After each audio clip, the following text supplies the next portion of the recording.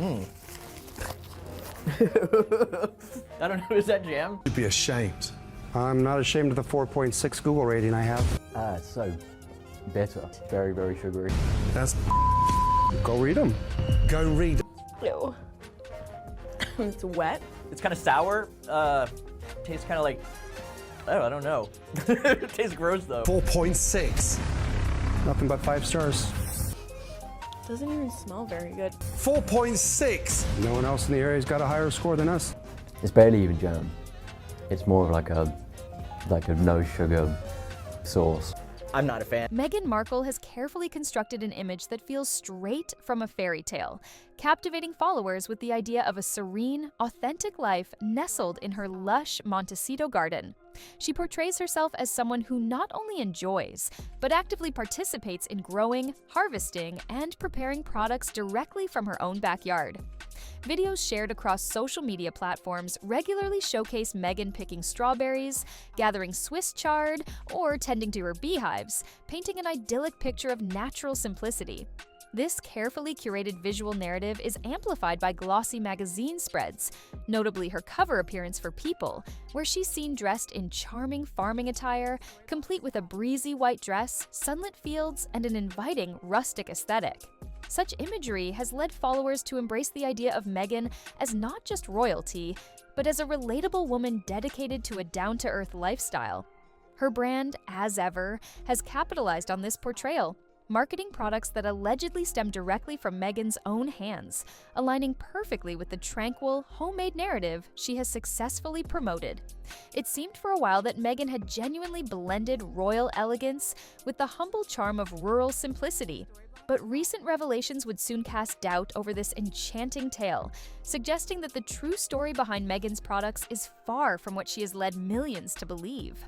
Despite Meghan Markle's captivating narrative of homegrown authenticity, recent revelations uncovered by the Daily Mail have sharply contradicted this carefully nurtured image.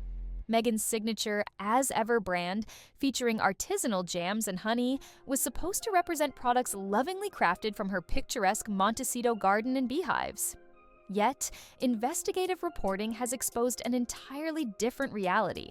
These goods aren't made in Meghan's sunny California backyard at all.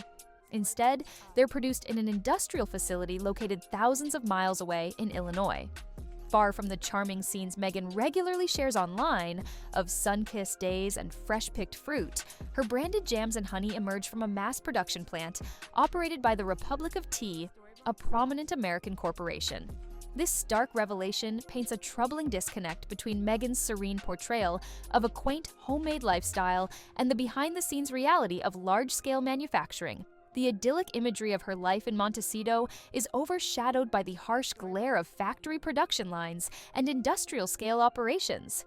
Fans who imagine the Duchess carefully filling jars by hand, crafting recipes in her kitchen, now find themselves grappling with the knowledge that the luxurious product they've bought into is, in reality, indistinguishable from countless other commercial brands.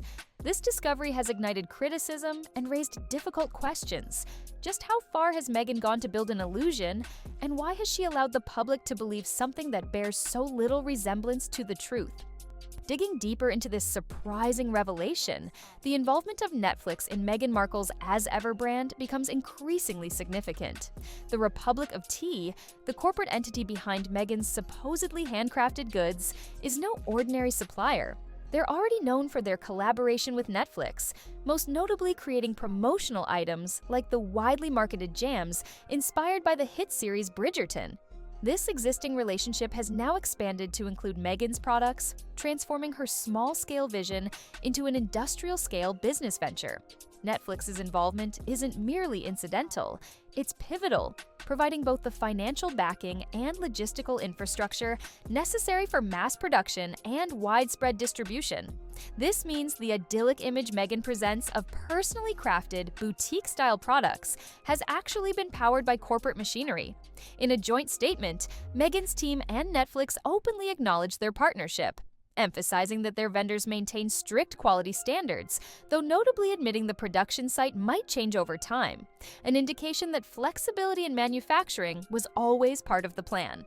This strategic collaboration aligns seamlessly with Meghan's broader ambitions to build a commercially successful lifestyle brand. But it also deepens the gap between her carefully curated public persona and the more pragmatic business realities lurking beneath. The revelation about Netflix's involvement adds another dimension to the controversy, leaving audiences wondering whether Meghan's charming image was authentic at all, or merely another chapter in a sophisticated branding strategy.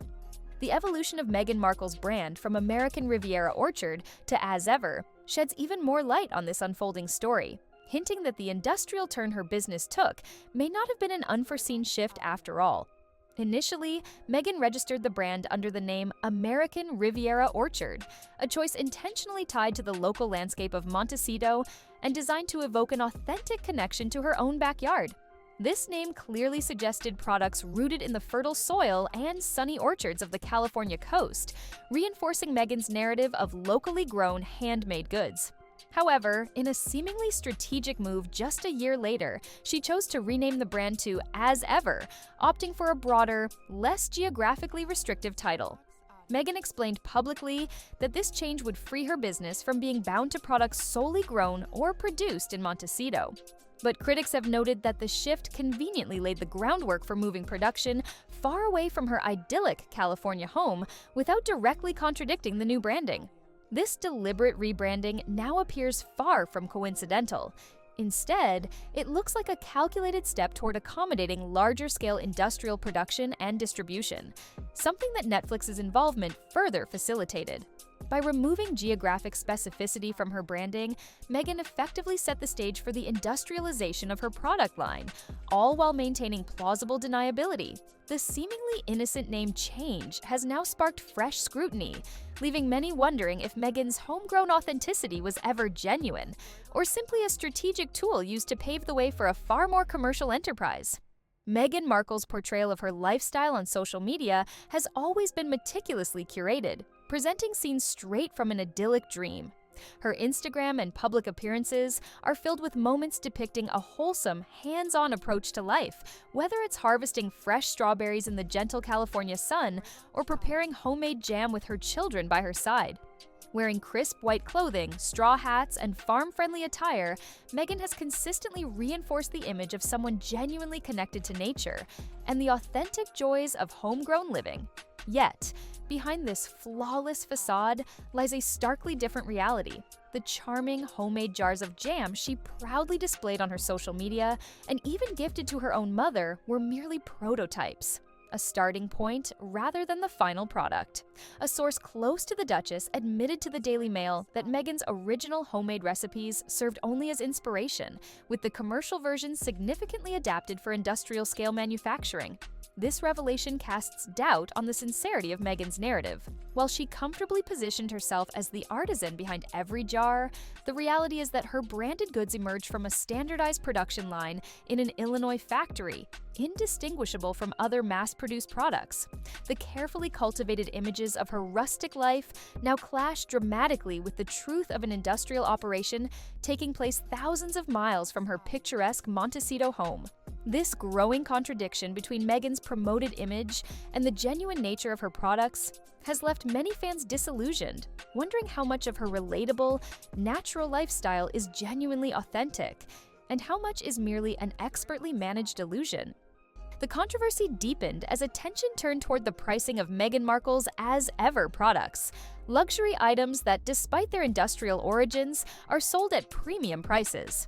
A single jar of jam retails for nearly €8, while a modest container of honey reaches upwards of €24, positioning the brand firmly within the upscale gourmet market. These price tags, once perceived as reflective of artisanal craftsmanship and small batch production, now appear increasingly incongruent with the reality of mass manufacturing. For consumers who believed they were supporting a Duchess-led, home-based endeavor, the revelation that these products are churned out in a factory in Illinois, like countless other commercial goods, feels like a betrayal. the disconnect between the image Meghan presents of a mother lovingly crafting recipes in her Montecito kitchen and the truth behind her supply chain has ignited fierce backlash online. Social media users and critics alike have taken aim at what they see as a misleading marketing strategy, accusing Meghan of commodifying authenticity while quietly outsourcing the very work she claimed to champion. The criticism isn't merely about the production location or price, it's about trust. Followers who once embraced Meghan's narrative of grounded, honest living now question the sincerity behind every social media post, every carefully framed snapshot, and every public statement. With the illusion shattered, many are left wondering, were they buying into the product or simply buying into the brand of Meghan Markle herself? At the heart of the growing backlash is a deeper issue that extends beyond ingredients or packaging. It's the strategic use of personal image as a commercial engine. Meghan Markle has expertly blurred the line between authenticity and branding, turning her lifestyle into a marketable aesthetic. With As Ever, she didn't just launch a product line, she created an emotional experience, one that promised simplicity, natural living, and a glimpse into a royal life reimagined through sustainability and hands-on care. But as the details of large-scale manufacturing, corporate partnerships, and calculated brand reworks continue to surface, the carefully woven narrative begins to unravel. What was once viewed as an intimate window into Meghan's personal life now looks more like a business model dressed in the trappings of relatability. The involvement of Netflix as both a content partner and a corporate backer, the name change from American Riviera Orchard to the vaguer As Ever, and the use of aspirational visuals to mask industrial realities, all point to a brand engineered not just for sales, but for emotional buy-in. Meghan's ability to position herself as both Duchess and every woman gave her immense influence, and she used it to sell a story as much as a product. But when the story falters, so too does the consumer trust. This shift has sparked a broader conversation about how celebrities use personal narratives to sell products, and whether audiences are beginning to see through the gloss. Meghan's case may serve as a turning point, highlighting the fine line between storytelling and manipulation in the world of celebrity branding. As the dust settles around the controversy, Meghan Markle's As Ever brand now stands as a striking example of how image and business can collide in ways that spark both fascination and disillusionment. What began as a seemingly heartfelt passion project rooted in authenticity has now been exposed as a highly calculated commercial endeavor, powered by strategic partnerships and mass-market logistics. Rather than being an outlier, this shift reflects a growing trend in celebrity-driven branding, where fame, influence, and emotional storytelling are leveraged to create demand for products that may bear little resemblance to the narratives behind them. Meghan's decision to craft a lifestyle brand that blurs personal values with corporate scalability was not accidental. It was the result of a carefully orchestrated vision designed to resonate emotionally with audiences while scaling commercially with the help of giants like Netflix. Even the branding, from name selection to product packaging, was fine-tuned to evoke warmth, nostalgia, and personal touch, while behind the scenes, operations were running on industrial gears. The most troubling aspect isn't the factory itself, or even the high-priced tags. It's the realization that the authenticity so many fans believed in was part of a well-constructed illusion. As Ever was never just about jam or honey, it was about selling Meghan Markle's vision of a better, simpler life. But now, with the truth exposed, that vision feels less like a lifestyle and more like a marketing pitch. The fallout raises an uncomfortable question for consumers and fans alike. In an age where image is everything, how do we separate sincerity from strategy when the two are so expertly entwined? In the end, the controversy surrounding Meghan Markle's As Ever brand is more than just a debate about jam and honey.